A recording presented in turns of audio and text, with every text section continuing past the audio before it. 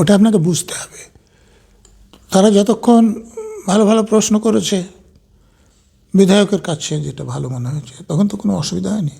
কিন্তু যখন তিনি প্রশ্ন করছেন যে আপনার মোটরসাইকেলের পিছে খনিকে দেখা গিয়েছিল বা আপনার মিছিলে ছিল, তো এইটা উনি যে বলছেন যে আতশকাচ নিয়ে আমি বেড়াই না বা দূরবীন নিয়ে বেড়াই না, এখন মোটরসাইকেলের পিছনে যাকে তুলেছেন তাকে দেখতে যে আতশকাচ লাগে বা দূরবীন লাগে, এটা তো আমি এমএলএ সাহেবের কাছ থেকে শুনে জানলাম যে তিনি নিশ্চয়ই এসব ব্যাপারে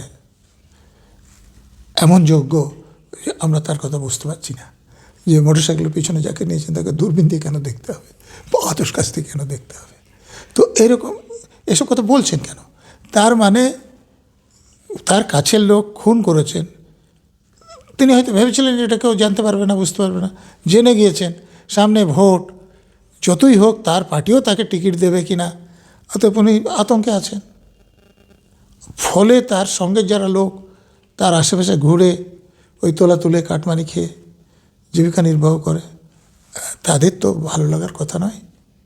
তো সেই জন্যই এরকম ঘটেছে। বেশি আপনাকে যেতে আমি বলছি না, কিন্তু শাসক দলের লোকদের নীতি খুব পরিষ্কার।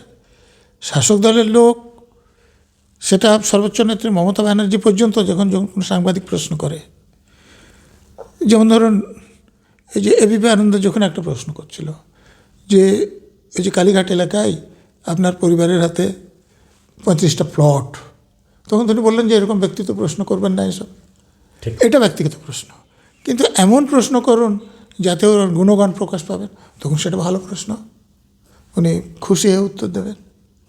তো এইটা আপনাদের সাংবাদিকদের ঠিক করতে হবে যে আপনারা কী করবেন। তিনি গদগদ হয়ে উত্তর দেবেন সেরকম প্রশ্ন করবেন, না তার অসুবিধা হচ্ছে সেরকম প্রশ্ন আপনি করবেন কিনা সেটা আপনার পছন্দ, কিন্তু আপনি যদি নেতা, আমাদের সেফটি মনে হয় নাকি, নেতা খুশি হচ্ছেন না এরকম প্রশ্ন করলে আপনাকে খুশি থাকতে দেবে এরকম নাও হতে পারে।